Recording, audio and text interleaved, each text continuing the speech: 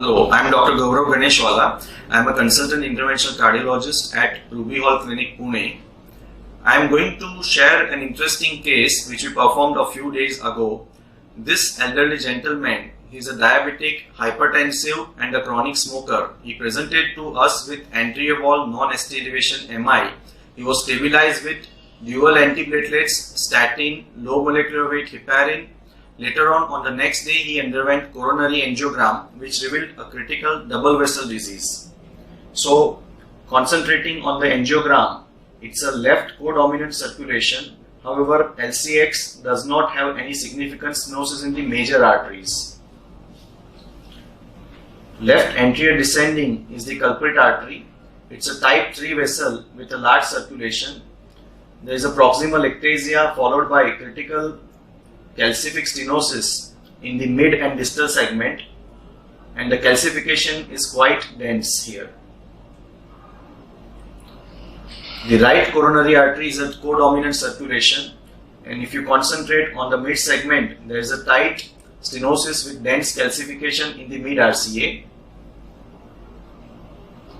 If you concentrate in the RAO view, the stenosis and calcification is more evident.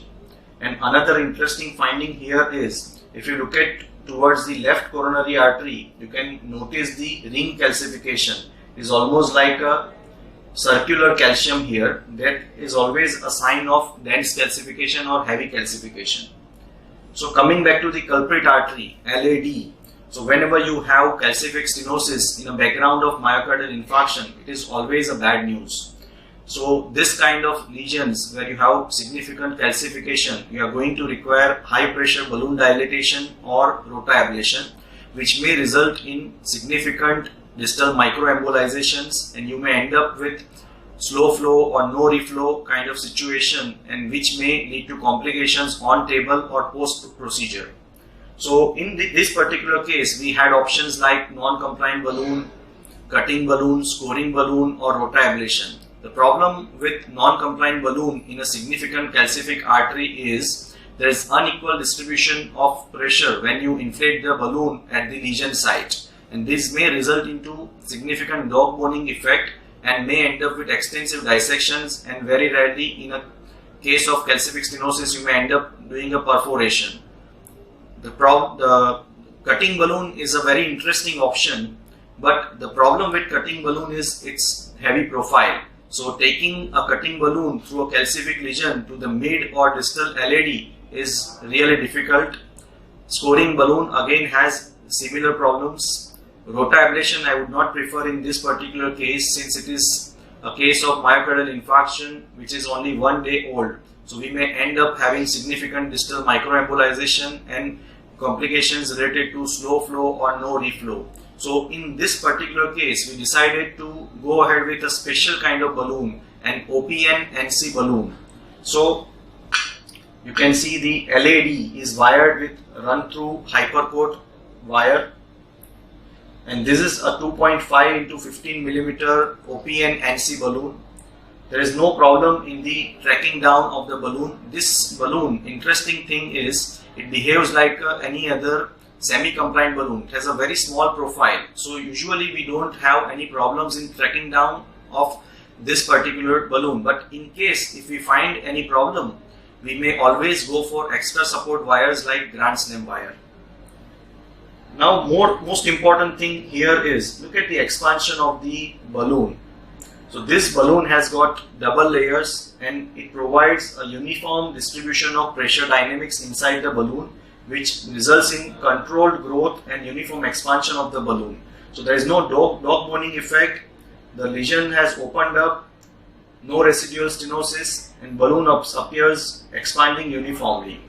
So the distal lesion here was dilated at as high as 30 atmospheric pressures. Again in the proximal lesion, you can see the same things. Balloon has expanded uniformly, no residual stenosis, no dog boning effect, what we see in usual NC balloons.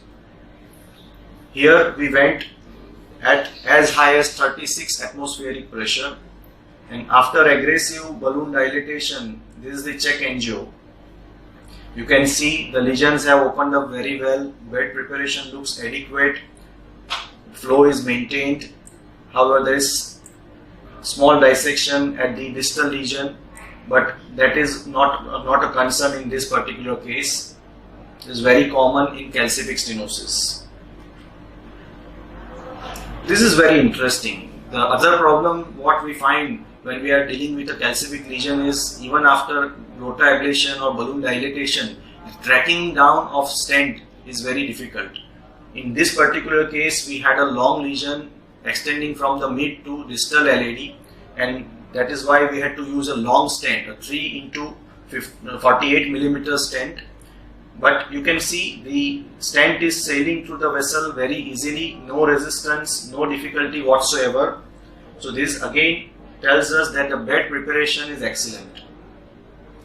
The position is confirmed, stent is deployed.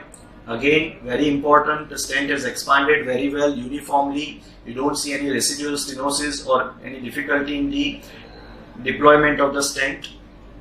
Stent was post-dilated with a 3O NC balloon at high pressures, and this was the final result. Stent has expanded very well.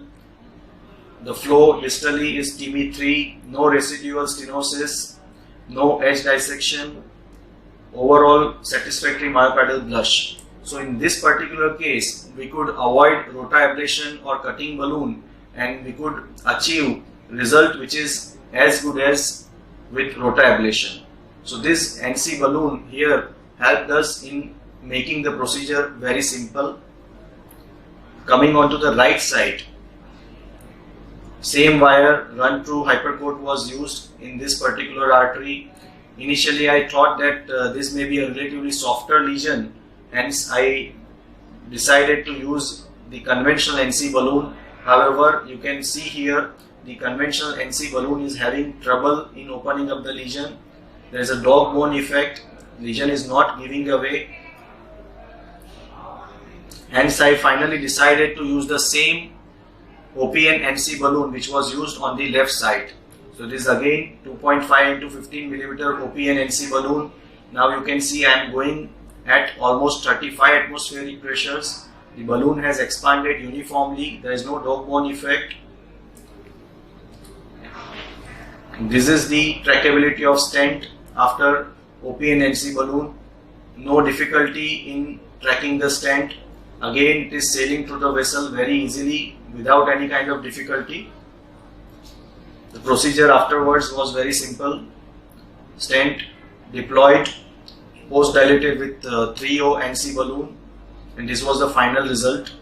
You can see the stent has expanded well, no edge dissection, TB3 distal flow, satisfactory myocardial blush. So in this particular case, we used OPN balloon in both LAD and RCA, and we could achieve result as comparable to rotablation without having any complications. So the message from my side is, OPN NC balloon is a relatively small profile balloon. It behaves like any other semi-compliant balloon. So trackability is not a major issue with this particular balloon. However, in case if you face any difficulty in trackability of balloon, you can always go for extra support wires like Grand Slam wire.